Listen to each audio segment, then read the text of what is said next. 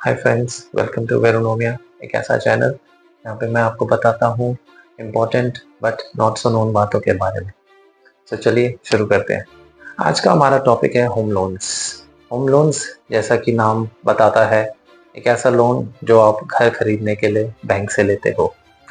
एक home loan में तीन इम्पोर्टेंट बातें होती हैं। One, principal, second, duration, third, rate of interest. Principal यानी किस अमाउंट के लिए आपको लोन चाहिए या कितने अमाउंट के लिए आपको लोन चाहिए। ड्यूरेशन यानी कितने समय के लिए आपको लोन चाहिए। और ब्याज दर या फिर रेट ऑफ इंटरेस्ट, कितनी ब्याज पे आपको या किस ब्याज पे आपको बैंक से ये रेट लोन मिलेगा। इन तीन बातों में से दो बातें आपके कंट्रोल में होती हैं, प्रिंसिपल और ड्यूरेशन। आप अपने मन मुताबिक कितना अमाउंट आपको चाहिए वो आप डिसाइड कर सकते हो, कितने टाइम के लिए आपको ये लोन चाहिए वो भी आप डिसाइड कर सकते हो। बट ब्याज दर जिस पे आपको लोन मिलेगा वो आपके कंट्रोल में नहीं होती, बिकॉज वो बैंक डिसाइड करता है। और बैंक इस ब्याज दर को बहुत सारे फैक्टर्स के बेस पे डिसाइड करता है, जिसमें से कुछ फैक्टर्स आपके फाइनेंशियल हेल्थ या फाइनेंशियल प्रोफाइल से रिलेटेड होते हैं और कुछ factors economic policies, RBI policy से रिलेटेड होते हैं। नाउ बैंक्स ब्याज दरें कैसे डिसाइड करते हैं? बैंक्स की ब्याज दरों को काफ़ी हद तक कंट्रोल करता है आरबीआई। इकोनॉमिक पॉलिसीज और RBI policies are the major factors जो इन ब्याज दरों को कंट्रोल करती है, and that is through the repo rate. Repo rate is nothing but जिस ब्याज दर पे आरबीआई इन कमर्शियल बैंक्स को पैसा उधार देता है उसे उसे रेपो रेट कहते हैं। Now again, repo rate changes time to time, and if you go back in the history and not too back, अगर 2019 से अब तक आप देखोगे तो रेपो रेट काफ़ी बार चेंज हो चुका है, जिसकी वजह से ये जो एग्जिस्टिंग रेट ऑफ इंटरेस्ट है और the rate of interest since 2019 has change multiple times and has gone up, you know. Now those people who have taken a loan in 2019 or around that time, and if they have not really paid attention या फिर अगर उन्होंने bank से जाके अपना rate of interest check नहीं किया है, so they should go and do that, because 2019 से लेके अब तक due to changes in the repo rate आपकी ब्याज दरें काफ़ी इंक्रीज हो गई होंगी। कुछ बैंक्स इन्फॉर्म करते हैं अपने कस्टमर्स को about the increases in their existing rate of interest or running loan rate of interest, but कुछ बैंक्स इन चीज़ों को अपडेट नहीं करते या फिर अपने कस्टमर्स को इन्फॉर्म नहीं करते, because they have already signed that agreement with you eight the time of taking the loan, that these are rate of interest which can change time to time subject to certain conditions or the RBI policies or so on and so forth. So again, if you are on a floating rate of interest, so again, just like to also update you that जब आप ये loan लेते हो तो आपको दो options मिलती हैं, वेदर आप अपना रेट ऑफ इंटरेस्ट फ्लोटिंग रखना चाहते हो, which is like which changes from time to time depending on again the RBI policies and so on and so forth, या फिर आप अपना रेट ऑफ इंटरेस्ट फिक्स्ड रखना चाहते हो विच स्टेज कांस्टेंट और standard across the tenure of your home loan. So agar if you have opted for the floating rate of interest and if these policies have changed from time to time, again inversely or adversely impacting the rate of interest of your home loan, तो आपको जाके अपने bank से check करना चाहिए कि आपका current rate of interest या the rate of interest at which they are charging you the loan payments वो क्या चल रहा है. It's quite possible that that rate of interest has gone up multi-fold. मतलब अगर फॉर एग्जांपल आपने 8% rate of interest पे 2019 में अगर कोई लोन लिया है तो हो सकता है वो आज 10 या 11% हो चुका हो. You have the authority to negotiate with the bank on these interest rates. In interest rates पे आप बैंक्स के साथ जाके रिक्वेस्ट करके नेगोशिएट करके you can bring them back to a reasonable limit, जहाँ पे बैंक को लगता है कि yes they can reduce the loan rate of interest till that level, तो वो आप कर सकते हो, because that is going to save you subsequent amount of time. अगर आप अपना रेट ऑफ इंटरेस्ट 1 या 2% से भी कम कर देते हो तो आपको कई हजार रुपए बचते हैं, हजारों रुपए आपकी ईएमआई में बचते हैं, लाखों रुपए आपके इंटरेस्ट रेट में बचते हैं. मैं आपको एक छोटा सा एग्जांपल देता हूँ.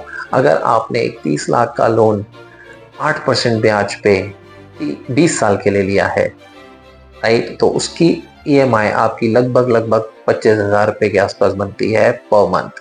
बट यही अगर loan keeping principal and the tenure same अगर 10% पे लेते हो तो इसकी EMI बनती है 29,000 रुपये, विच इज 4,000 रुपये ज़्यादा। और अगर आप ओवरऑल इंटरेस्ट कैलकुलेट करते हो with in the span of these 20 years तो आपको 20 साल में 8% पे जो इंटरेस्ट आता है वो लगभग 21 लाख के आसपास का आता है, बट 30 लाख के प्रिंसिपल पे। बट यही इंटरेस्ट रेट अगर आपका 8 से 10% हो जाता है तो ये इंटरेस्ट आपका 21 लाख से 30 लाख पहुंच जाता है 30 लाख के लोन पे। तो 9 लाख का डिफरेंस आपको पे करना पड़ सकता है just because of this increase in the rate of interest from 8% to 2%। सुनने में बहुत छोटा लगता है but then this is a heavy interest rate from a home loan perspective, because जो आपने अमाउंट लिया है वो बहुत बड़ा है, जो आपने टेन्योर लिया है वो बहुत बड़ा है। तो उसके अंदर अगर ये ईयर ऑन ईयर आप कैलकुलेट करते हो तो एक बहुत लमसम बहुत बड़ा अमाउंट बन जाता है जो कि आपकी पॉकेट पे बहुत हैवी पड़ता है। So again my advice to you is अपने एग्जिस्टिंग होम लोन की रेट ऑफ इंटरेस्ट की enquiry, if there is any current home loan going on, आप उसको जाके अपने बैंक से चेक कराओ। आप कंपेयर करो आपने कितने पे लोन लिया था। It must be there in your loan agreement और the document that you got at the time of loan. ये आपके लोन के कागजों में होगा, अग्रीमेंट में होगा। And then compare it to what they are charging you today. If it has even gone up by 1%, then also you go and negotiate it with your bank and get it down.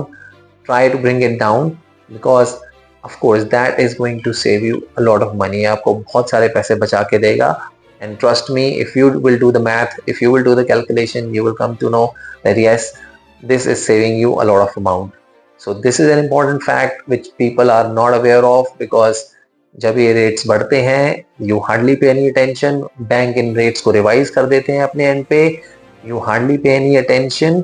And yes, one important point that I forgot to tell you, जब ये bank अपने rate of interest को revise करते हैं, what they smartly do is they don't increase your EMI ताकि आपको पता ही ना लगे। So for example, अगर रेट ऑफ इंटरेस्ट 8 से 9% कर दिया तो अगर इन्होंने EMI बढ़ा दी तो then you will come to know that EMI has gone up, why it has gone up, और आप जाके बैंक से पूछोगे and then you will come to know कि रेट ऑफ इंटरेस्ट बढ़ गया है।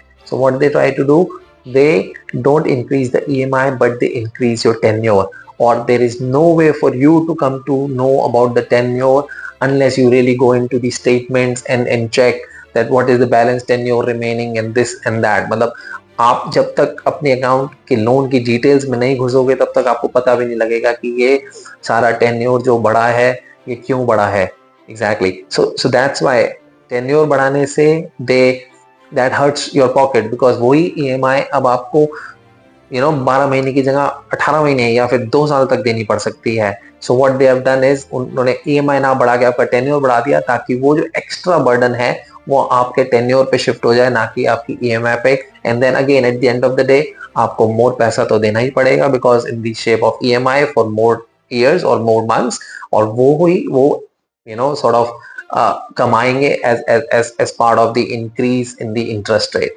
तो इसीलिए it's a tip, it's an advice to go check your home loan interest rate today with the bank and ensure that it is competitive with the market, it is competitive with the current RBI policies, and you are not paying unduly heavy interest or heavy charges on your existing home loan.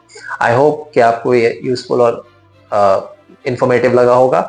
If yes, then please do make sure you subscribe to my channel and hit the like button so that I can keep coming back to you for more and more good updates and informative updates like these.